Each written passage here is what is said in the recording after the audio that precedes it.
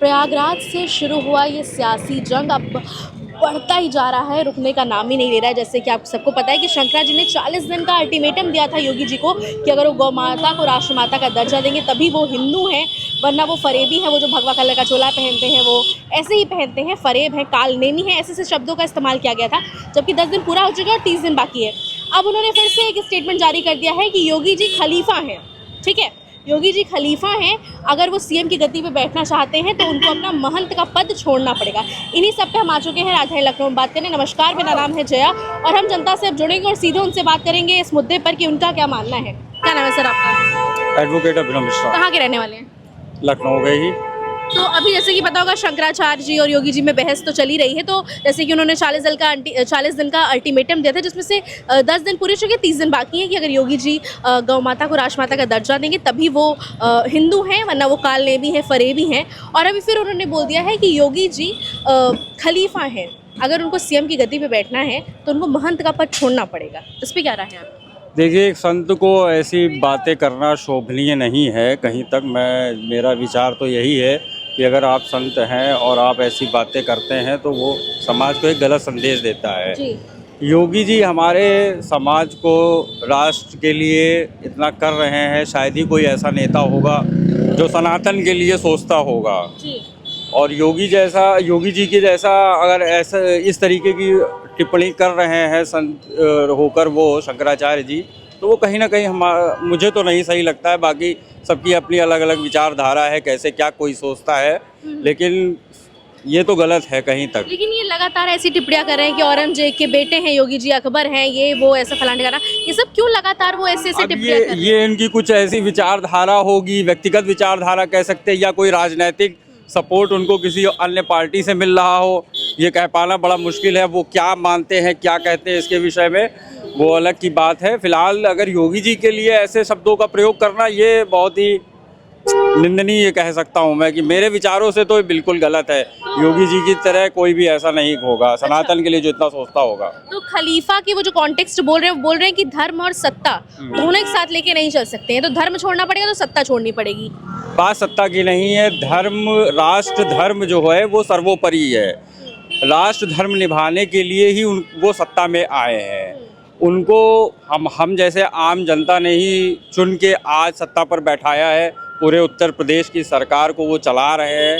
इतना बड़ा राज्य है और पूरे का देखरेख करना, उसका प्रशासन को मेंटेन करना, ये बहुत बड़ी बात होती है। और किसी को औरंगजेब या ऐसे शब्दों का प्रयोग करना एक संत के लिए मुझे नहीं लगता कि ये वाजिब है, ऐसा उनको बोलने चाहिए। क्या ऐसे स्टेटमेंट्स आ रहे हैं तो क्या लगता है आपको 2027 का जो चुनाव है उस पर इफेक्ट पड़ेगा इन सब चीजों का? 27 के चुनाव पे कोई असर नहीं पड़ेगा। हर आदमी अपनी विचारधारा पर अडिग है और वो जैसा सोचेगा वैसा करेगा। उनके कहने ना कहने से कोई फर्क नहीं पड़ता है और हर आदमी समझदार है, अपने हिसाब से काम करेगा। बाकी वो जैसी टिप्पणी करते हैं वो उनकी विचारधारा। लोगों का ये भी विचार है कि जैसे योगी जी संत हैं तो वो खाली हिंदुओं के हित में सोचते हैं, मुसलमानों को दबाते हैं, दबोचते हैं और उनके बारे में नहीं सोचते, उनको उनकी आवाज़ को जो है दबाया जा रहा है। ऐसा है क्या? नहीं, ऐसा नहीं है। जिस हिसाब से वो संत होकर ऐसी बातें कर रहे हैं, मुझे नहीं लगता कि वो सही है। और फिलहाल योगी जैसा कोई नेता या कभी संत जो समाज के लिए इतना आगे कर रहा है, मुझे नहीं लगता कोई ऐसा नेता होगा जो आगे आएगा। और उनके जैसा बन पाना भी किसी के लिए बहुत बड़ी बात नहीं हो, लेकिन उनको संत होकर ऐसी टिप्पणी करना मुझे नहीं पसंद है। फिलहाल मेरे विचारधारा से तो नहीं पसंद है। आम जनता क्या सोचती है, या सबका अलग अलग विचारधाराएं हैं और हर आदमी अपने लेवल से सोचता है। तो उनको शंकराचार्य के पद पे रह के ऐसी टिप्पणी करना मेरे लिए तो क्या शंकराचार्य भी राजनीति कर रहे हैं, इस वजह से ऐसी टिप्पणियां कर रहे हैं? अब ये कह सकते हैं, वही तो मैं कह रहा हूँ कि जिस हिसाब से लग रहा है कि अगर वो उनको किसी राजनीतिक पार्टी से सपोर्ट मिल रहा है, वो क्या कर रहे हैं, कैसे कर रहे हैं, ये तो वो खुद ही जानते होंगे। लेकिन मुझे नहीं लगता इतने संत हैं जिन्होंने कभी ऐसी टिप्पणी का प्रयोग, जबकि भाजपा में सनातन धर्म के लिए सबसे बड़ा कार्य बीजेपी कर रही है।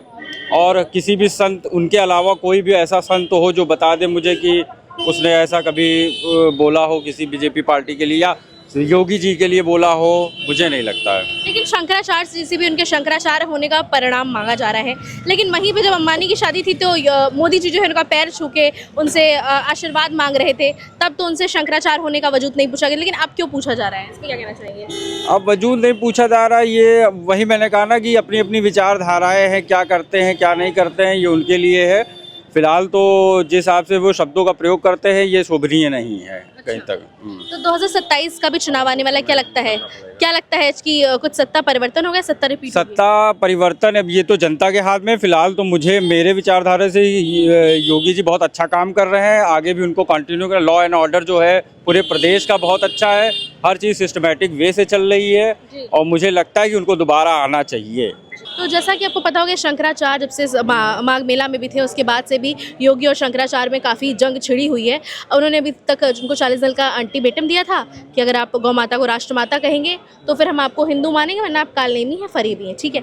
अब उन्होंने फिर से एक स्टेटमेंट जारी कर दिया है कि योगी जी जो है खलीफा हैं, अगर उनको सीएम के पद पे रहना है तो उनको जो है महंत की जो गद्दी होगी छोड़नी पड़ेगी। इस पर क्या किराया है आपका?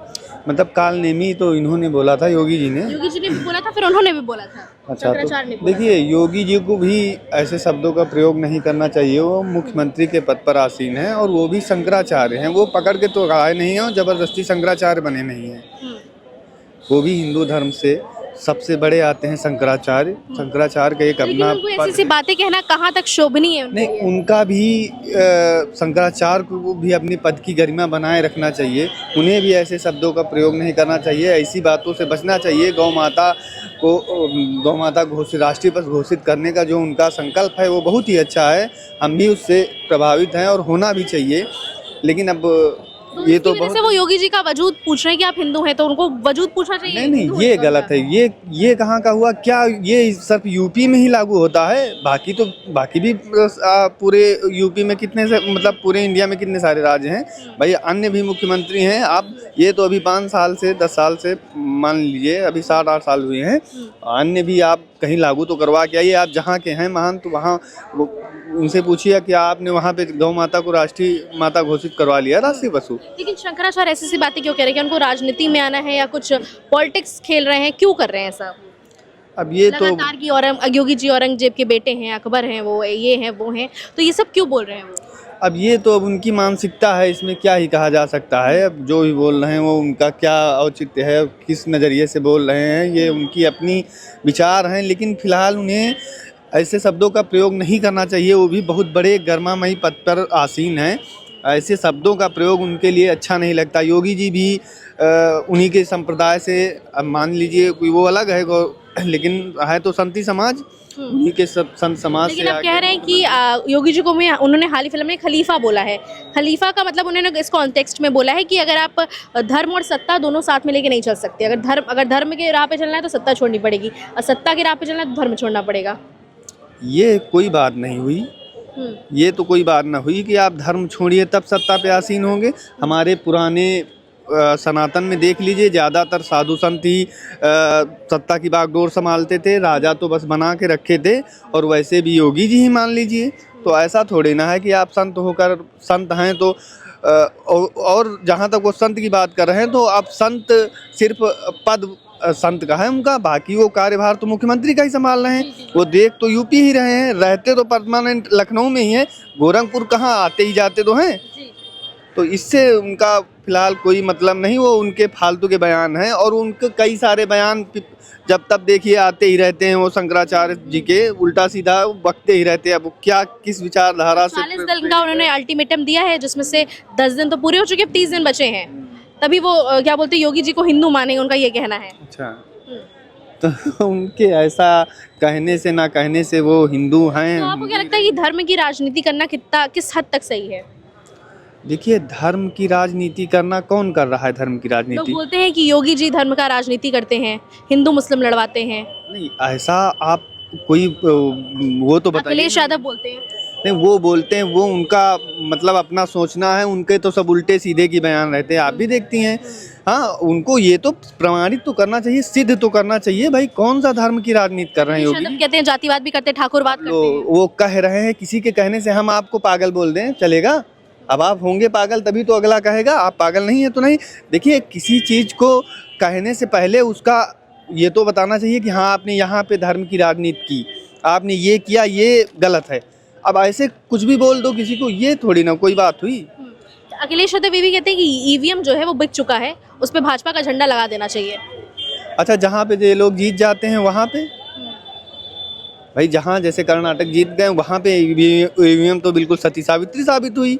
जहाँ पे हार जाते, जब इनके पास कोई विकल्प नहीं है, हारने के बाद कुछ मतलब है नहीं, हम क्या बोले, तो भाई जाहिर सी बात है वो ईवीएम पे दोष गढ़ेंगे। अच्छा। और बाकी तो जब भाई पूरे इंडिया में तो भाजपा की सरकार नहीं है, काफ़ी जगह बीजेपी हारी है, काफ़ी जगह जीती है, तो वहाँ पिछली बार हार गई थी बिल्कुल हार गई थी।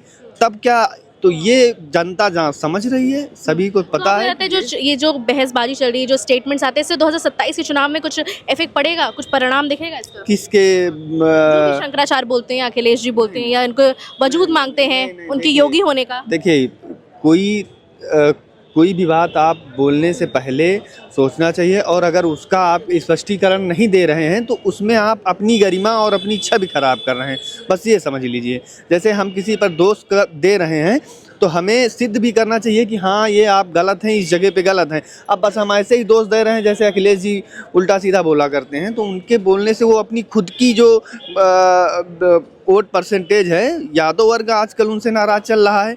अच्छा, क्यों? लेकिन अरे 25% यादव, भाई यादव भी सनातनी है, और आप यादवों को सीधा वही मुस्लिम वाली समीकरण। अखिलेश जी को तो लोग कहते हैं कि वो बहुत जातिवाद करते हैं, वो यादव लेके ही चलते हैं। नहीं, यादव तो करते हैं, बिल्कुल करते हैं, उनका जातिवाद, यादव मुसलमान पर उनकी राजनीति टिकी है। लेकिन जो यादव सनातनी यादव हैं, उनके उल्टा सीधों के बयानों से देखिए, हर आदमी व्यक्तिगत स्वार्थ नहीं देखता है, सामाजिक स्वार्थ देखता है, जनता का स्वार्थ देखता है, देश का स्वार्थ देखता है। तो जो उस टाइप के यादव हैं वो उनको बिल्कुल पसंद नहीं करते हैं, और जो जातिवाद वाले हैं तो भाई अब तो जातिवाद तो। चलिए, आखिरी सवाल, क्या लगता है, सत्ता 2027 में भी चुनाव है, विधानसभा चुनाव आने वाले हैं, तो क्या लगता है कौन आने वाला? फिर अखिलेश जी, मायावती, या फिर योगी जी फिर से? देखिए, अगर कोई नए समीकरण से आएगा तो शायद सत्ता बदले, वरना तो योगी जी रहेंगे।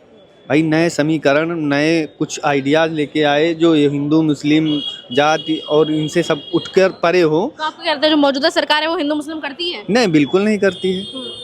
लेकिन अभी आप बोले ना कि हिंदू मुस्लिम सबसे जो परे हो वो सरकार की बार कुछ नए आइडियाज।